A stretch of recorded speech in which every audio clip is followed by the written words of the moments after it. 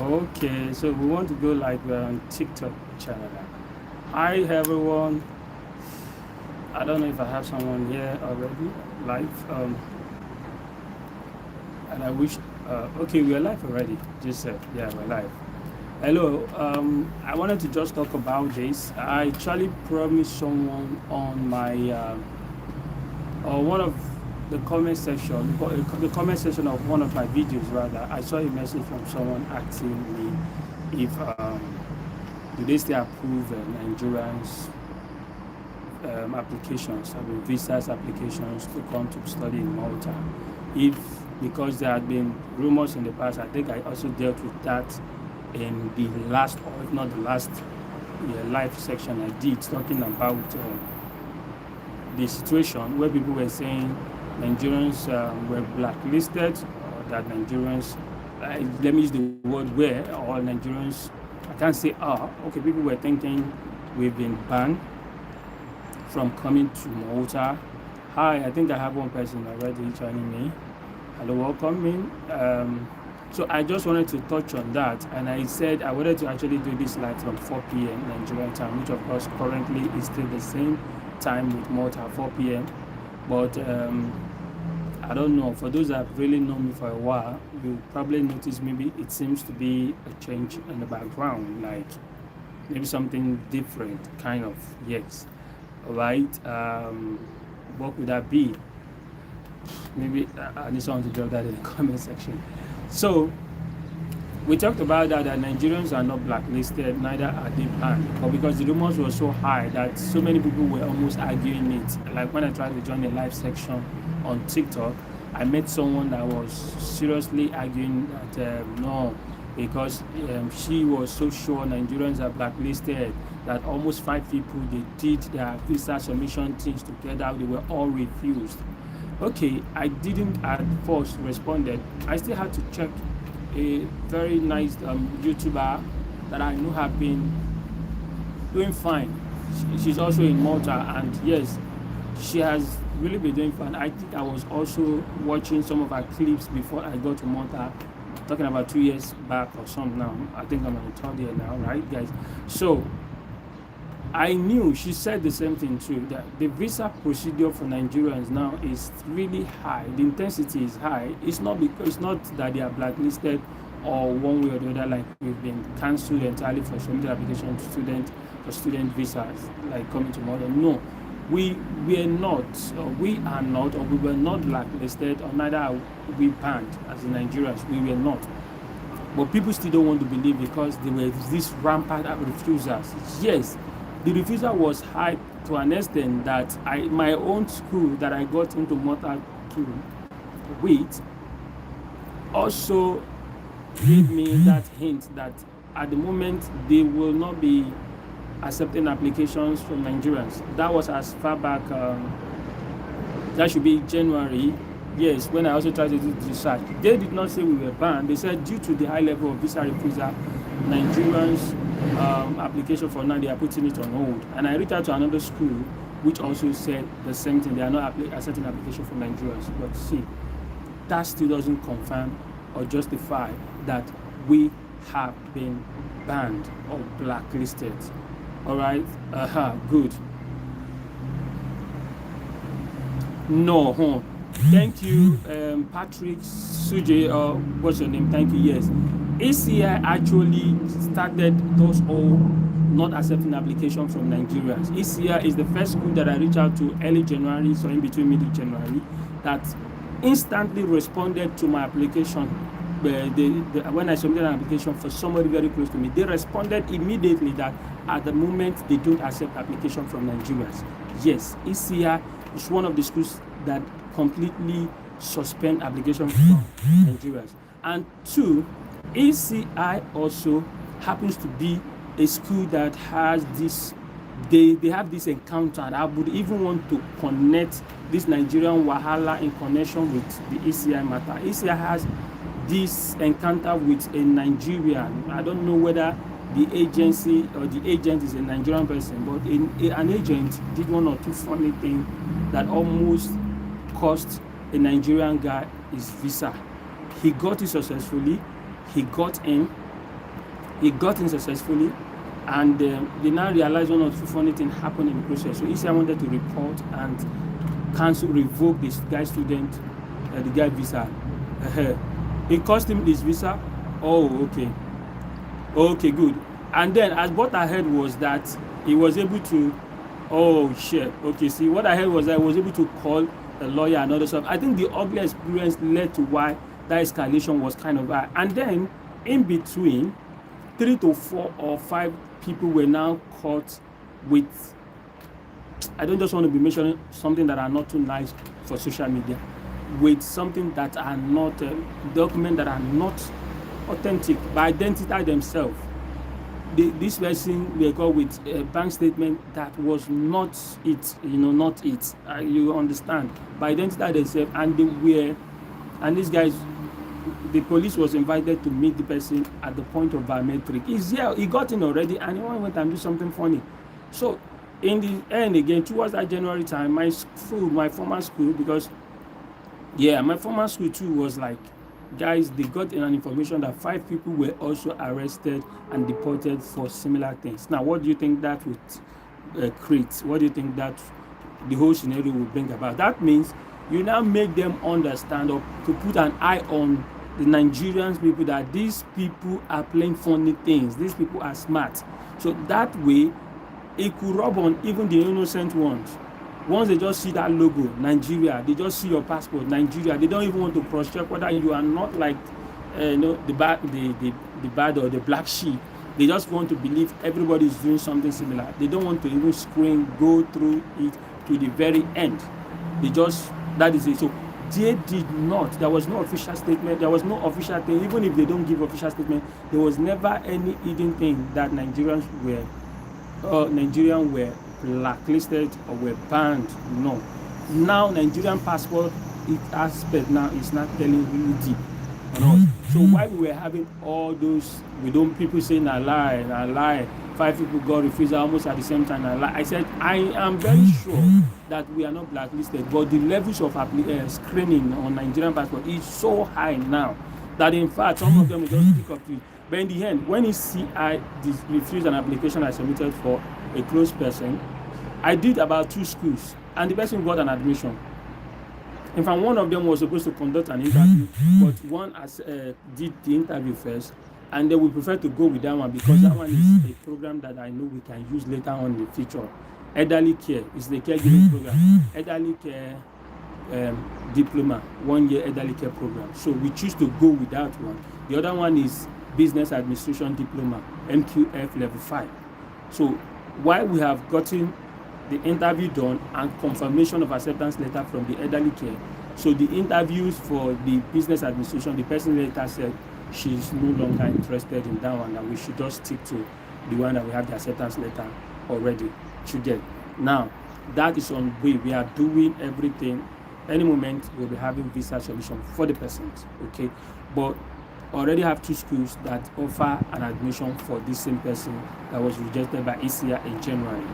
So for the aspect of we do not have any Nigerians that got in at the moment, this is the essence why I'm doing this video. This justifies my point to confirm that we were not banned.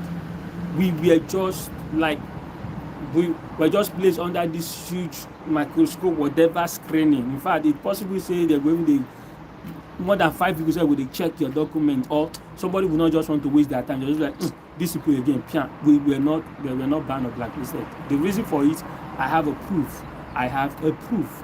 This proof now confirmed what I have been saying when I also did a video on TikTok that we were not blacklisted or banned. We are just going through. Now the proof is that I have somebody that just got in last week from Nigeria, that got a visa approval from Nigeria.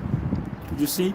And I also went on TikTok to now speak to those of this other guy, like co-moderator, a friend I know that was also hammering on the fact that no, we are blacklisted. Anytime they have a YouTube channel, a section, they just say Nigeria, no submit application yet. I said, okay, for that reason, we did a live session together, and I tried to now divert our attention to substitutes, options, option B or plan B, which is similar budget to what you will probably be using to come to Malta. So for that reason, I said, okay, we have this plan B, Thank God the plan B now has been clarified. I don't know, maybe if you want me to reintroduce or speaks about the other country that is now an option, so better offer or better options towards what we've been having, or if you don't still feel like coming to Malta. So we discussed that because the person was always telling applicants, and for now don't want to submit application to Malta, which I said, bro, I'm still not convinced. I have done one or two research. There was nothing that states that. Now, when I got this proof last week, I had to go online and tell them that I think I have been telling you guys that we were not blacklisted, but the screening was just and it's still a bit tough. He said, oh, maybe they've removed the ban. No. The person that got in from Nigeria, student visa. I didn't bother to ask the school because the what is it called, subject matter here now, or the point of the center focus is not the subject matter, or how do I put the point of whatever center focus, you understand me, is not the school. Now we are talking about government blacklisting, because I already have proof concerning schools admissions. I have admissions coming in. I got to admission for one person in 2 different schools. So the subject matter is not schools, it's whether we can get visa approval. That way, I know I didn't bother to go out deep as in the schools. I just wanted to, like, when did you call me? The person said I got in a day, 2 days ago, and the person reached out to me. No, actually, a friend in Finland gave him my contact that he should reach out to me as soon as they get in, to assist him with accommodations and probably jobs, all this stuff like that, to put him through. So that was the essence. And when he reached out to me, and I when he said 2 days ago, as at last week, that's the essence. Now, what it means was that the reason why I'm taking my time to make you understand that visas applications are still going through is because I want you to get why this person was on, or having an advantage, why this person was on that, was having an advantage, why he was almost able to get it, or why he got it, not almost able, why he got it, what is approval. First thing is, this same person we were talking about visited Finland on a Schengen visitor visa. He visited Finland, and that's where he met one of my friends that is in Finland. So they were they are friends as well. So I think he tried to do 1 or 2 to stay back, but didn't scale through. He had to go back to Nigeria. And then the easy way is to now do Malta and submit an application for Malta. So what does that tell you? If this person would have been able to, enter Europe already, Schengen, and a bigger country as Finland, and then this person did not think of staying back, by all means, desperately staying back, it is possible he could have probably just go to France or enter Italy and still look for a way to declare asylum, right? With his Aduro, he probably should have been able to just do that.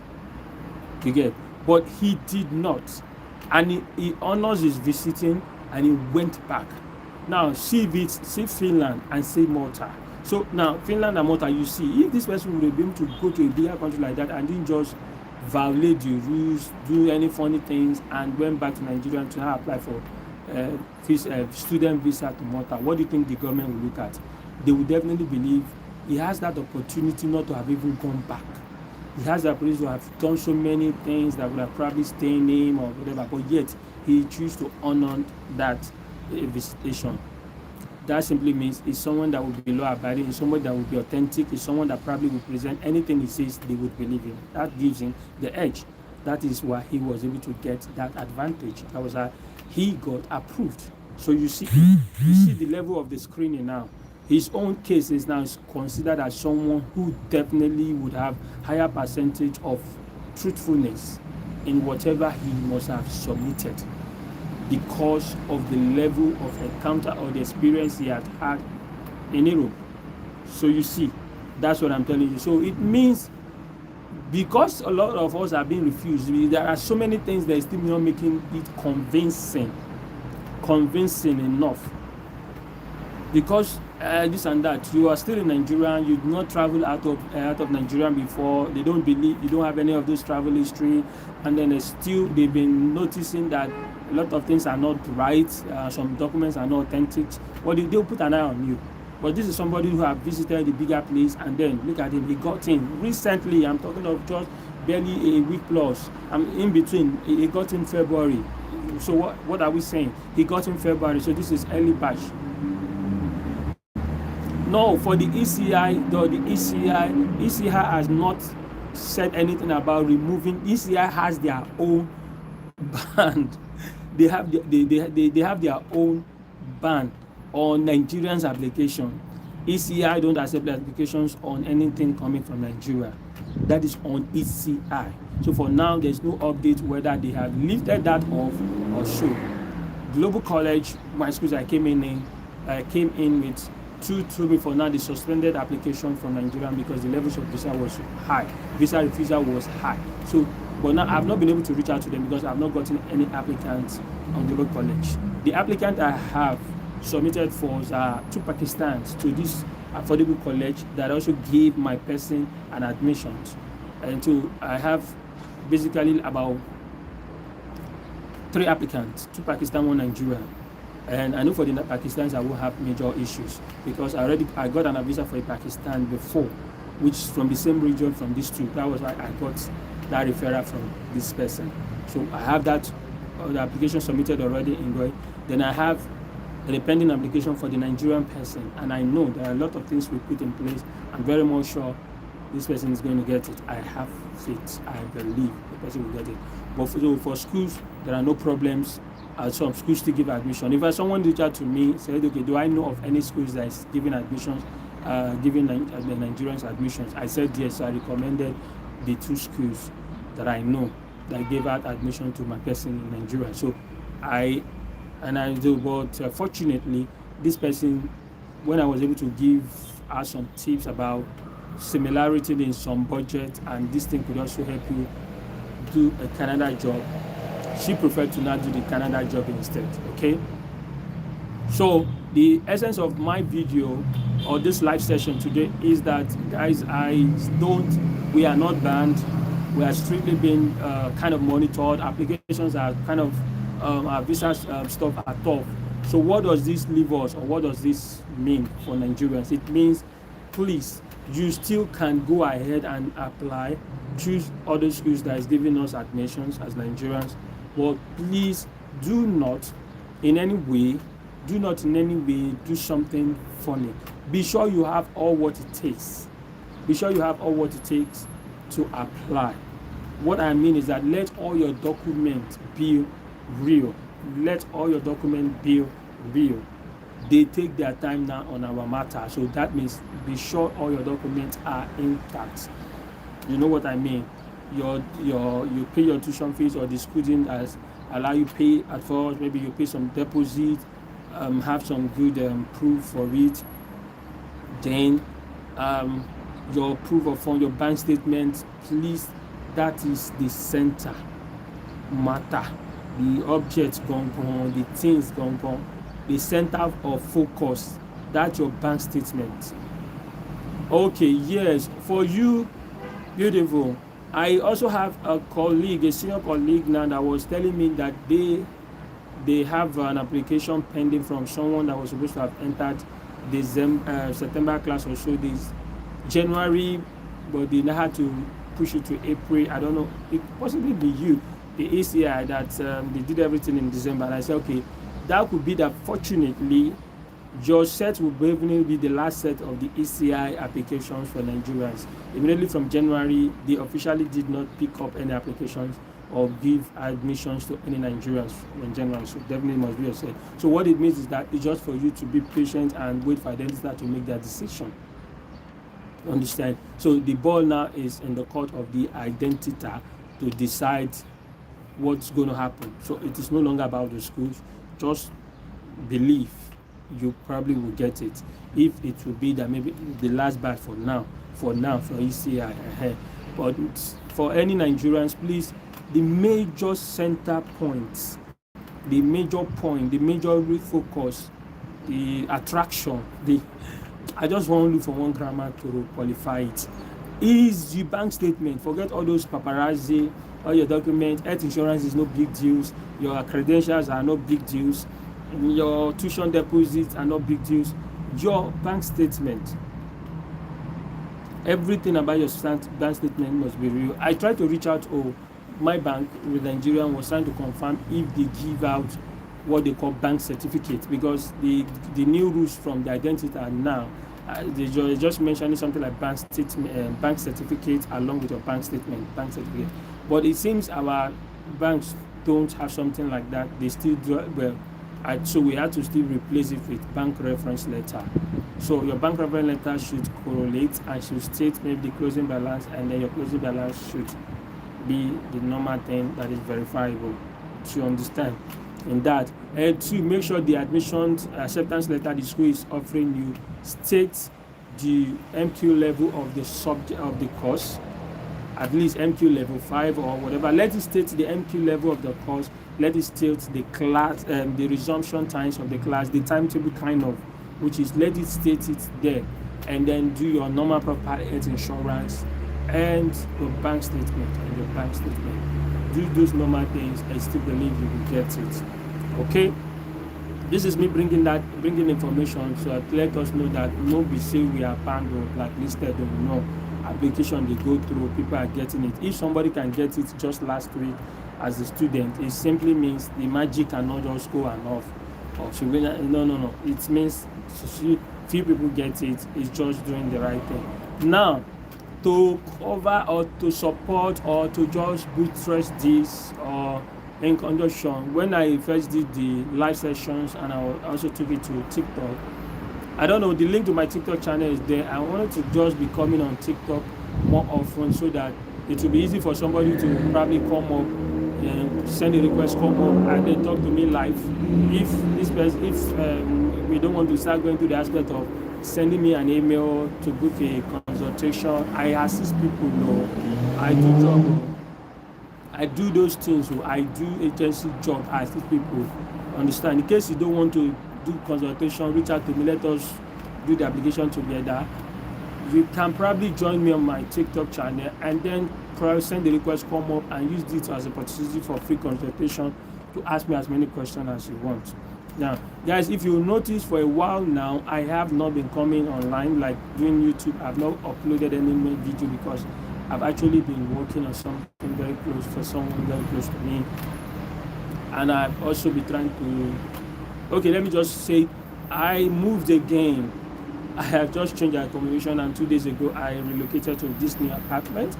So I am no longer where where I was doing best space. Now I'm having my own personal room because, as you guys will know, for those who have really been following me, that I got married recently. Sorry, the ring is not. I got married last October, and I am trying to bring my spouse family reunifications. Maybe some things are not supposed to say online, but at least because you are family, I am doing that, and I have gotten a place, not stuff. So now, to quickly add to it, I was supposed to say that if you are still in doubt, if you are not sure whether you should put in for an application to come to Malta on study visa, congratulations, there is option B. Plan B is Lithuania. Lithuania, it was the last thing I mentioned when I was giving people what are the things to look at. Lithuania is there. Plan B, Lithuania. How does it work? Initially, a lot of people were going through problem with Lithuania temporary residence applications because they do not have an embassy or a consulate in Nigeria. Why would there not be part-time jobs in Malta? How did we all survive or started? We started with it. I was a part-time student worker with my company, the company that I worked for from October 2024, and I finished my program January 2020. That's December 2024, but officially given certificate January. And I converted with the same company I did part-time with to a full-time. I'm no longer a student. I'm a full-time worker. I'm telling you that why would there not be part-time jobs? Guys, we don't really have much problem. Yes, Malta might look tough from the beginning because if you just want to quickly lay your hands on something to do, you would either be someone who is having a driver license that is additionally, like give international allowance to either use it for car or ride. A lot of Nigerians or Africans don't actually like to go to boat or wood food. The Indians are just, cashing out, enjoying that aspect. I've done a video about that. People who are students that got in here with international driver license and that can ride bike can easily get a job as a part-time staff with any of these delivery company, both food or wood. They will give you the bike, they will register you officially part-time, they will guide you through everything, and you'll be earning your money, and there will be an agreement on the commission ratio, how you share it. But I've never really seen Nigerians or black people going to that aspect. I was even telling somebody I want to go and learn bike, I want to ride, and so that I would be using that boat wood food. I saw this agency. I said I want to go to them to join them on a part-time. But immediately I told about one or two Nigerians, they just, it's risky. They just start discouraging me from going to learn this, right, that thing. That is why I actually see that a lot of us don't go into it as black people or Africans. So since we don't have people trying to pick that up, these are some faster jobs you can pick up part-time. The next thing is constructions. Will not even probably give you more stress because they don't used to have stable workers. People come in, as soon as they pick up something else, they abandon. And sometimes some construction companies to play funny, they will be holding on to your salary for a long time because they know that people just come and go.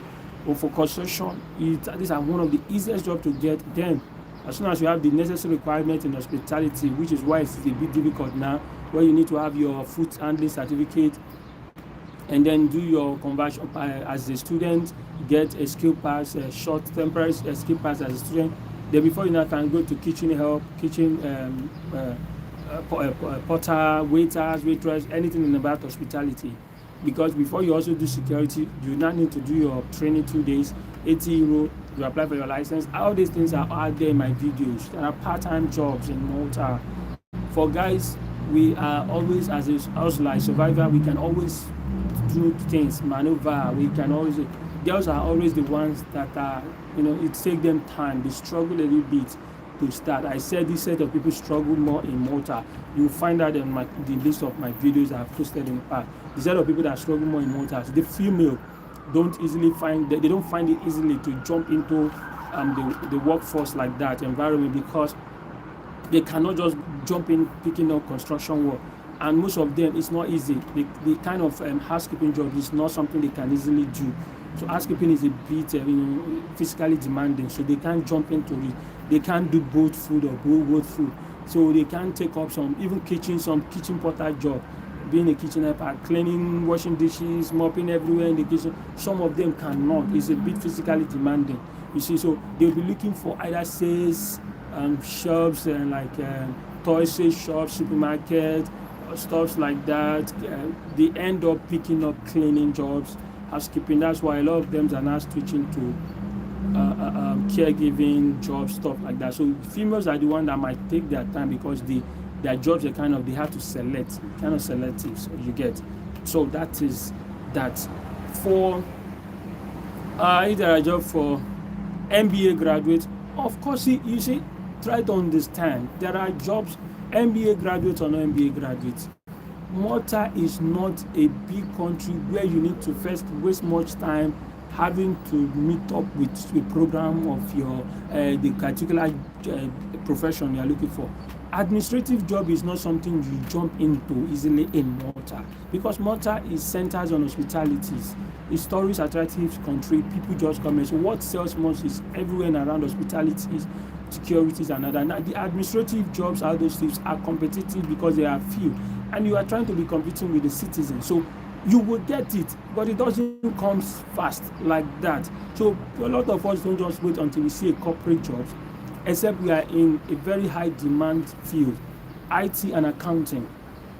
We should be able to compete with the citizen and permanent residents and get this stuff. But when they are looking for as an MBA graduate and all that, you will still pick up the normal hospitality jobs, set to first start taking care of your bills. This is the reality before you start trying to try your best on all those administrative jobs. To get, it's not something that should not be first in line, you need to first understand the system, settle in, and these are by taking up other normal jobs to survive, receptionist, front desk office assistant, administrative, and before you now start showing your skills, your talent. And the funny part, Europe is not, when you start comparing Europe to UK, Canada, and US, Europe is like, money is in Europe, everybody most like on the same level. You will be surprised the same administrative job you are looking for. There are some common general jobs like receptionist, waiter, all those things, boat driver. They will almost be any similar salary they'll be offering you in offices. The only enjoyment you will have there is because you are doing 40 hours Monday to Friday, and some of them are doing 50, 60 hours, and you surprise some of them and even any higher. Like somebody just got a job in the security, crowd control in security, and they are offering him €9 per hour. I'm not maybe supposed to mention that, €9 per hour. But now somebody was trying to offer me an administrative role in a place for €6.5. The only thing is Monday to Friday. So I can only pick up such a job because maybe I've been able to make an arrangement for my week for a part-time job during the weekend. Or maybe I have a license and doing both. So as soon as I close from the office in the evening, I'll do few hours both. Weekend, I'll do both. That is how you strategize. Don't prioritize the first aspect of business job. If you are looking for something like that, an MBA and all that in Malta. Hello, what's the name again? This and that. See, the major affordable program, if I thought the school didn't allow you to pay the whole much as soon as you are approved, you pay the whole balance. Now, if you pay the whole balance of your school fees before you enter, even for the cheapest school, you can spend literally between 9 to 12 million. 12 to 14 million. Now, let's look at it. There's every tendency you can spend. Basically, the actual picture you should be looking at plus your processing. Expect to spend in about 12 meter to 14 meter. Okay? To Malta, range of 10, 12, 14 meter. Okay, and Malta is not known for much of corporate, hospitality, construction, security. Now, this same 40 meter, I know of a diploma program affordable in Canada. Data analyst and information management, and the one that is easy to get admission, data analyst. For those of you that are close to the IT department, I am not mentioning the province and I'm not mentioning the schools. I have 4 admissions offer already for that, for applicants from that schools. That kind of program, you can instead use that similar budget. It will cost you 14 meter to process. If you can afford as a nice figure of around 14 meter, then maybe you reach out to me. You can then pick up rather to Canada, where you know there is vast opportunity around you. It's easy for you to become permanent resident faster, and it's easy to get passport faster. Our orientations or our long goals, vision should be, objectives, main goals should be how we can easily navigate or transition from being a non-immigrant to a permanent immigrant, or an immigrant which is a permanent resident of passport. How we can just remove ourselves from the wahala of visa submission, all these things, and just get maybe a drastic citizenship faster and be free of all this wahala. So, processing plus your POF, your SCS school fees is a 2 years diploma, processing POFs, application, commission, everything. You can spend literally like 14M. If you can afford that, I can give you a guideline and offer guidelines to that time. So, but there are still ways you can maneuver through and spend about 9M totally to Malta, and then you will look for a ticket accommodation and feed it. But if not, you when you spend 40M for that of Canada, then you look for something, your ticket accommodation, to survive like forever. Once you enter a country, the beautiful part is that make sure you are legally residing in the country. Then, as a student, this is one of the best options to give yourself peace of mind in a new place. Once you are given a 1 year or 2 year student visa, your legitimacy, your legal, legalities or whatever, it's not the problem. You will not be worried about, oh, you are an illegal immigrant or this and that. You'll only be worried about how to survive or to get a job, to feed, accommodation, take care of the other bills that are coming from. So the best option has always been school. You are not going to be panicking when you see a policeman on the road because you are an illegal immigrant. That's why it's good to enter through school. And the other option is how you can easily change your status and become a permanent resident in that place. So it was the investment. As soon as you get in, you pay your 1 year school, POF and all this stuff, 14 meter, you can spend, look for money to maybe families, everybody can support, look for money for your accommodation and tickets or whatever to survive 3-4 months. So in case you might be interested in something like that, you can drop me a message in the comment section or my email and TikTok. This me email, send me an email, maybe I'll tell you, I give you more ideas and I can handle it for you. And if for Malta, you can still use a budget of 9 to 12 to 14 meters, and then let's say 9 meter, then accommodation, feeding, surviving. But please, Malta is not a place where you come and then think. Malta gives you a stable process, but it's a gradual process. It's slow and steady. Don't come and rush us. Don't come and rush us. Malta is not a place where you come and you want to start pew like that. No. It will show you so many stuff. Your resilience will be tested. You will question so many crazy things. You will question so many decisions. But in the end, nothing will do you. No go die. You will be grateful. And in the end, you will look back and you will also be grateful because it will be far better than where you're coming from. I can tell you that for sure. You would really appreciate it. Will be far better because you will be sitting in the centers of opportunities surrounding you. People have been getting visitor visa to UK, US from Malta. People travel freely, visa free to 30 Schengen countries. This way you are building history, you are building connections, and one day that thing might just hit. You get the bigger pictures of stuff like that. That is to understand. Now, when I quickly wanted to touch on the fact that I said Lithuania, before people complaining back in Nigerians that agency lied about Lithuania, that they can submit their visa stuff in Nigeria, they don't have embassy in Nigeria and consulate. So why some people were just saying you can submit in Nigeria, they were all blood, they were just lying or kind of, I don't want to use foul language. The actual place to submit your visa would be South Africa or Dubai, and Dubai don't give Nigerian stuff. So the only option was not like, easier option was not South Africa, which would require you to also apply for visitor visas, go through return tickets, fee, all those things. The procedure was not that easy. Good news, I said last year, kudos to this guy, I forgot his name, Juan something, and also did research in addition. They now have a consulate in Ghana. So this is now a beautiful option for Nigerians. Ghana's, we are accessible, we can reach Ghana, we don't need visas, we can even go by road. That means Lithuania is now an option for people that are in doubt whether they should come to Malta or not. Officially, it's not an English-speaking country, but almost all the programs are done and taught in English, both on a graduate and masters.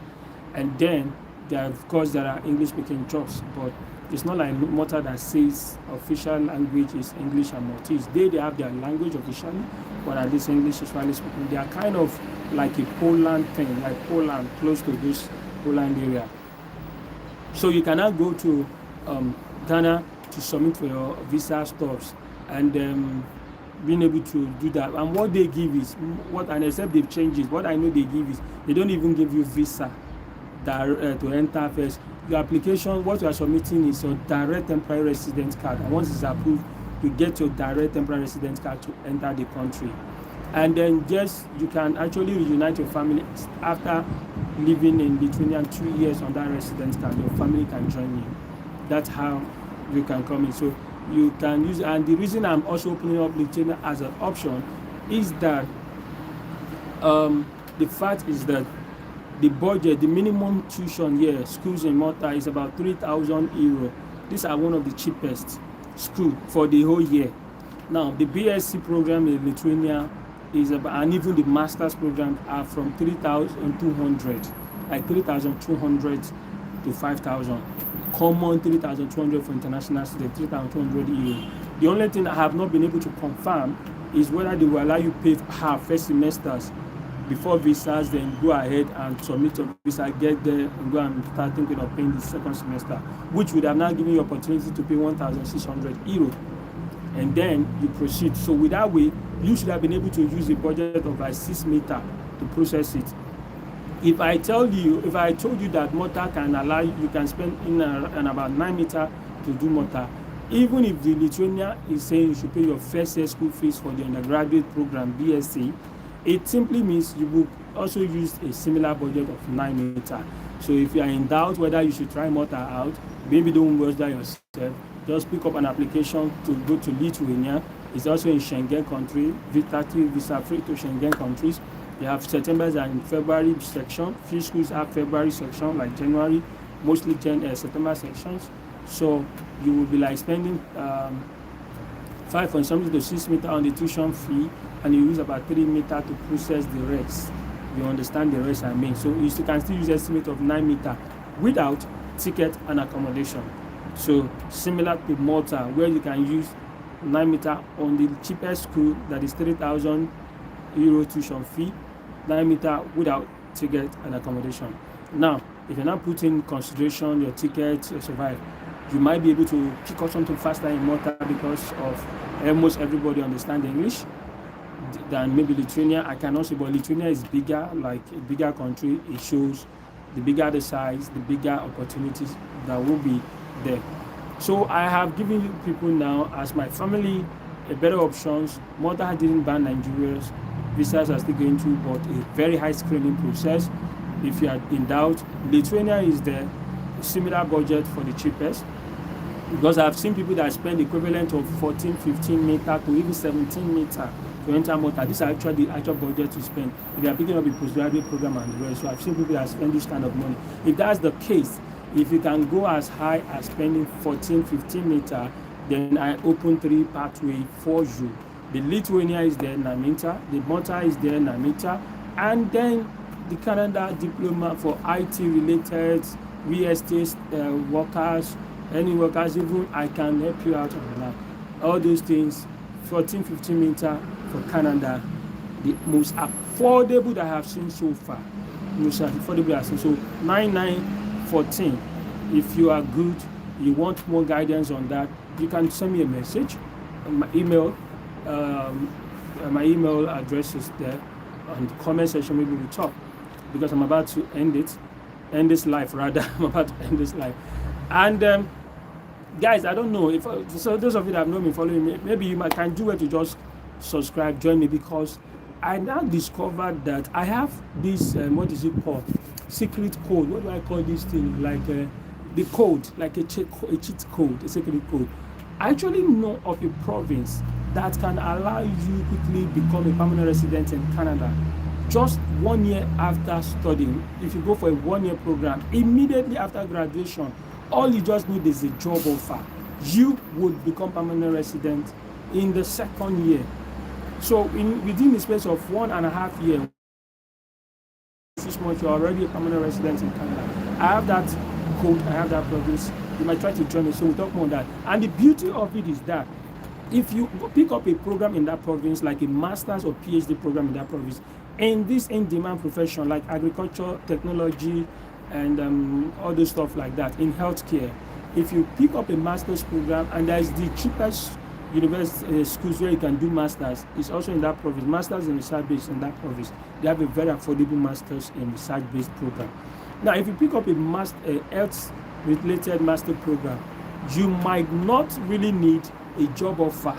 You might not need a job offer to just submit your expression of interest for permanent residence after graduation.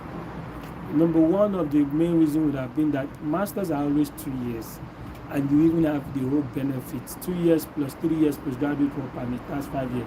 All you just have to do is to get a job offer self on the 3rd year. But for those of you that want to, do tactical games, 1 year program, and become permanent resident immediately after 1 year, maybe you should try to reach out to me or join my channels, and then we'll talk more on that. I have to go now. Thank you so much. I want to say thank you, and a big shout out to the person that gave me the like. I appreciate I probably will do live again Sunday, next Sunday, towards the same time. Then maybe we'll talk more. And if you want me to give you infos about this Canada thing I'm talking about, for those that are going for masters or PhDs that might not need job offer and then apply for permanent resident immediately, Canada actually appreciates masters programs because it's not even easy to get into Canada masters directly, particularly those tech, healthcare and all that. You have to do all those GMAT and all those exams. So in fact, most of those programs, once you are doing your masters, once you are done with your masters, you might not even need a job offer to apply for your provision nominee to become permanent resident. So until we meet in my next video, let me say thank you, and I'm ending it right now. Bye.